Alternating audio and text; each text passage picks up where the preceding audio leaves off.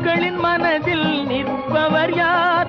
மாபெரும் வீரர், மானம் காப்போர், சரித்திரம் தனிலே நிற்கின்றார். அச்சம் என்பது மடமையடா, அஞ்சாமை திராவிடர் உடமையடா. ஆறிலும் சாவு, நூறிலும் சாவு, தாயகம் காப்பது கடமையடா, தாயகம் காப்பது கடமையடா. அச்சம் என்பது மடமையடா, அஞ்சாமை